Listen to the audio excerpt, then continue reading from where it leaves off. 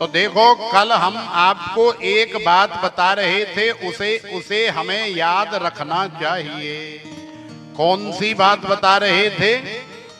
कि सतम विहाय भोक्तव्यम, माने अपने संसार के, घर गृहस्थी के, जीवन के 100 काम छोड़ करके हमें सबसे पहले पेट पूजा कर लेनी चाहिए, कुछ खा लेना चाहिए। क्यों खा लेना चाहिए महाराज? क्योंकि टिट पड़ी नहीं रोटियां ते सारियां गल्लां खोटियां। प्रसादे सर्व दुखानाम हानिरस्योपजायते, प्रसन्न चेतसो यासु बुद्धि पर्यवतिष्ठते। भूखे भजन न होए गोपाला, ये रखी तेरी कंठी माला।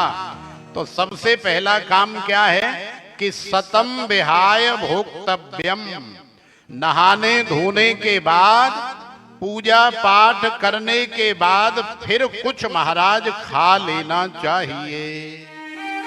क्योंकि पेट भर गया तो अब हम 24 घंटे के लिए तैयार हैं, कोई भी काम हम लोग कर सकते हैं। दूसरी बात क्या है?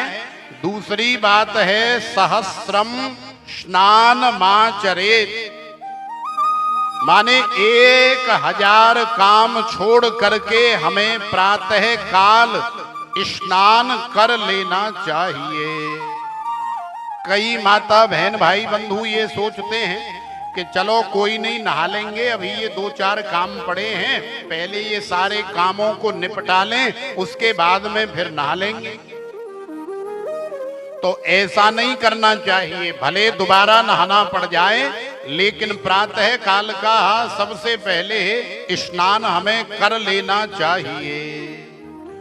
और तीसरी बात हमने बताई थी कि लक्षम विहाय दातव्यम, माने 1,00,000 काम आपके पास हो करने के लिए, तो उन 1,00,000 कामों को पेंडिंग कर देना चाहिए।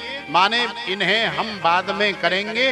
कहीं कथा हो रही है, कहीं सत्संग हो रहा है, कहीं कीर्तन हो रहा है, या कहीं सेवा हो रही है, तो लक्षम विहाय दातव्यम, माने 1,00,000 काम छोड़ करके महाराज हमें वहां कुछ न कुछ अपनी मेहनत की कमाई से दान करके सेवा अवश्य करनी चाहिए। और चौथी बात हमने बताई थी कि कोटिम त्यक्त्वा हरिम भजेत। चौथी बात यह है कि करोड़ों काम छोड़ करके या अनंत कोटि कार्यों को छोड़ करके महाराज हमें भगवान का भजन करना चाहिए। क्योंकि भगवान का भजन ही मानव जीवन का सार है। भगवान का भजन ही वास्तव में हमारा बेड़ा पार लगाने वाला है, हमारी नैया को गोविंद के चरणों तक ले जाने वाला है। तो भजन के लिए तो चाहे हमें दुनिया के सारे काम ही क्यों न छोड़ने पड़ जाएं, लेकिन महाराज भजन को कभी नहीं छोड़ना चाहिए। तो प्रेम से बोलो राधे राधे।